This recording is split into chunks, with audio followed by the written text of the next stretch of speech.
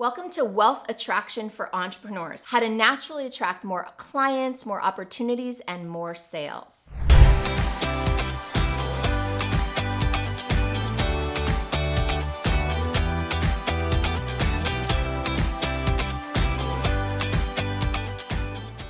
In this video, I'm going to take a little bit of a different approach than you may have heard about how to build your business, how to grow, how to get more sales, more opportunities. I'm really going to focus instead of on strategies and systems and tools and resources, all of which are important and all of which I've done many, many videos about. Instead, I'm going to focus on the internal work, the work that you can do on yourself that requires very little strategy or systems or processes and is really about tapping into your highest and best self.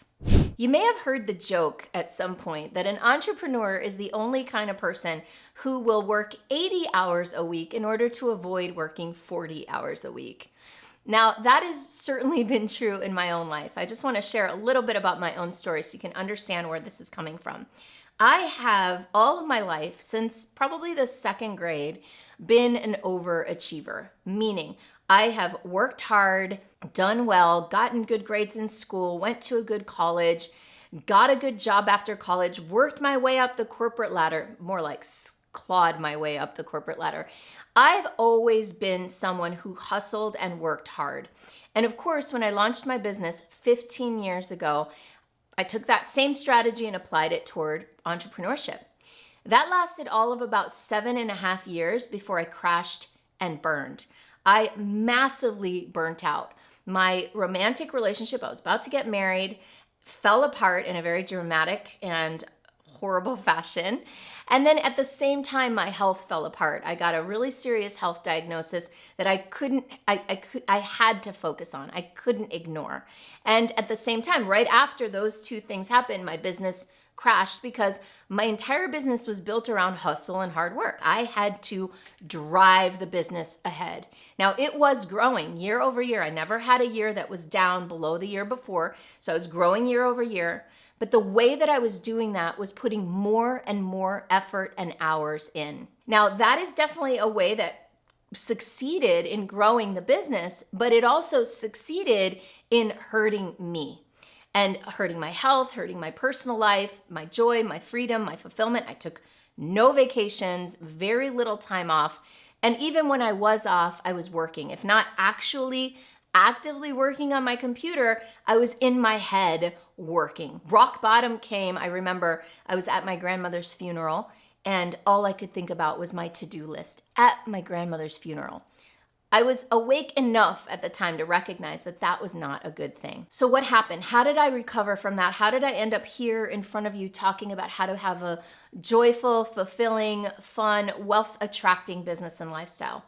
Well, luckily, I met a mentor. His name is Jake, and I met him right after I had that initial crash and burn. And he said, Michelle, come to my retreat. We're going to focus on business. We're going to find a new vision, a new business plan. And I promise you that you'll get some clarity, some inspiration from this event. So I did. I had a big breakthrough at the event, and then he invited me to join his one-year program. You may know this story. I ended up not only doing his one-year program, but also modeling my entire business after his model. And in that one-year program, I kept showing up to the group calls, showing up to my coaching calls with Jake, and wanting to fix everything in my business with more hustle, more strategy. I didn't know how to do it any other way. I'd spent decades of my life learning that if I just worked hard enough, then I would get an outcome. So I kept showing up on these calls looking for strategy, and Jake kept insisting that I focus instead on myself. And what I mean by that is he forced me to start meditating,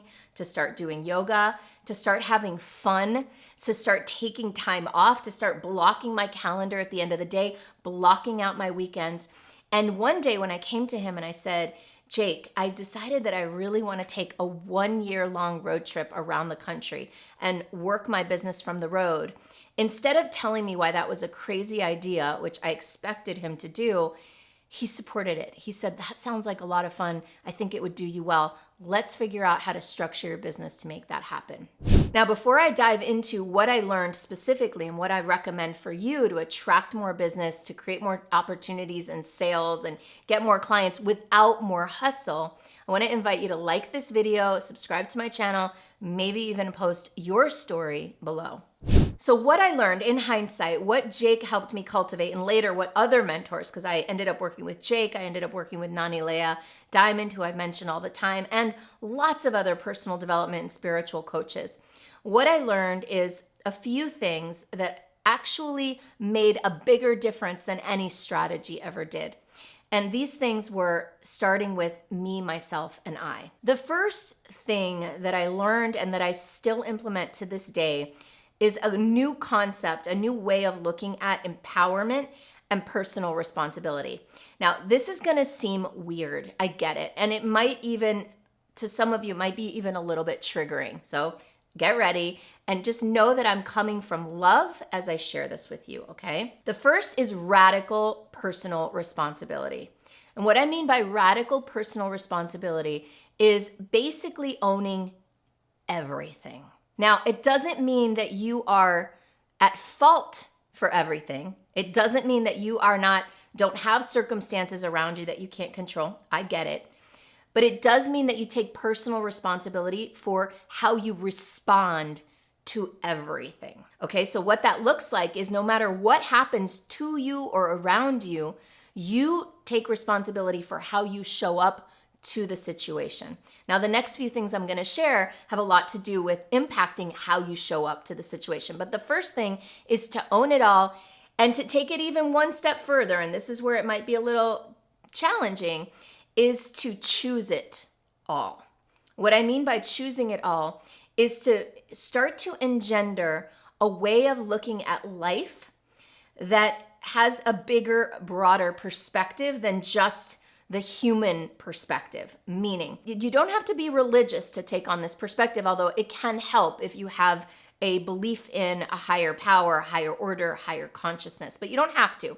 But if you can take on that there's a higher version of you and there's this present human version of you, but if you can take on that there's this higher version of you, and by the way, this can just be a conceptual sort of philosophical decision that you make. You don't actually have to believe that there's a version of you up there, but you can just take it on as a philosophy. Like, okay, I'm choosing to believe there's this higher version of me that has orchestrated my life and is orchestrating my life so that I can grow and expand into this higher version, so that I can learn and expand and grow. So if you take on life from that perspective, then you can make peace with your past. You can make peace with how you grew up, with any suffering that you endured, any abuse, any stories, patterns, beliefs, behaviors that you have developed to cope with any sort of background or childhood or anything that happened to you. If you can take on this belief that that was orchestrated by some higher version of you or some higher power so that you could grow, then you can take on radical personal responsibility and say, hey, well, whatever this thing is that's happening that I don't like, I'm going to choose it. And how that relates to wealth and attraction is that wealth and people and opportunities are attracted to people who are open to life and who take radical personal responsibility. The second thing is to focus on ways to open your heart and ways to be more available for other humans, to connect, to be more compassionate, to be more empathetic. Now, this doesn't mean you're a pushover or a victim or that people take advantage of you. Brene Brown, I think, is the first person I heard say, strong spine, soft heart. Strong spine meaning, values, standards, boundaries, and an open and soft heart. The more open our heart is, the more people are drawn to us, the more people are drawn to us, the more clients we get, the more opportunities we get. The third thing is to cultivate a spirit of generosity. In the world of attraction and The Secret and all this stuff, what really matters is our emotional state. We can visualize something all we want, but if our emotions are not a match for that lifestyle or for that love that we want or whatever it is, we're not going to attract it into our lives. So one way to attract abundance, which is what we're talking about here, is to be abundant, is to embody abundance. And one of the things that abundant people do is they are generous. And you can practice this even if you don't have tons of money that you want to be throwing around. That's one way to do it, tipping people and paying, full price for things. And there are ways to do it with money, but there are also ways to do it with time. There are ways to do it with your energy. So one of the ways that I cultivate abundance and cultivate generosity is by making these videos, by giving of my content, by producing things that I know will help people even if they never buy anything from me. Now, the final thing I want to invite you to cultivate in your life is going to seem a little counterintuitive, which is equanimity. Really, even better than equanimity is the word unattachment. Unattachment. And you might be wondering, well, how can I cultivate wealth and abundance and clients and opportunities if I'm unattached? Well, it doesn't mean you don't want those things, but it just means that you desire them from a place of vision and possibility. And you're also cultivating within yourself the knowing that you're okay without it, right? And so that's where equanimity comes in. How can you be all in, committed, do all the activities, the actions, be devoted to what you're doing day in and day out in these practices, and also at the same time, how to be unattached and not be hooked in by this thing that you want? How do you cultivate a sense of equanimity and neutrality while holding a vision?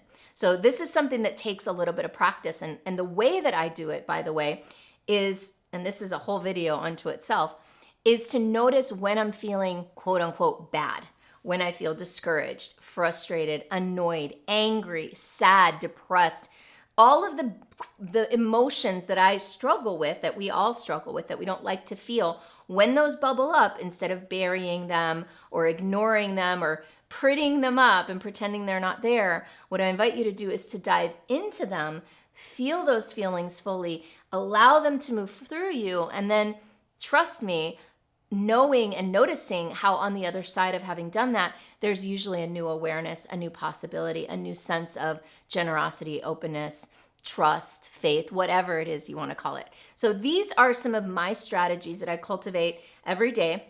And last, I'll just close by saying how I cultivate these, besides doing that work of feeling all the feelings, is to, in the morning, take time to meditate and to set positive intentions, to cultivate the feelings of generosity, to feel abundance, to bless the gifts that I have in my life, to feel gratitude for what's already there, because that's an uplifting emotion that allows the universe, God, or whatever you want to think of it as, to send more your way.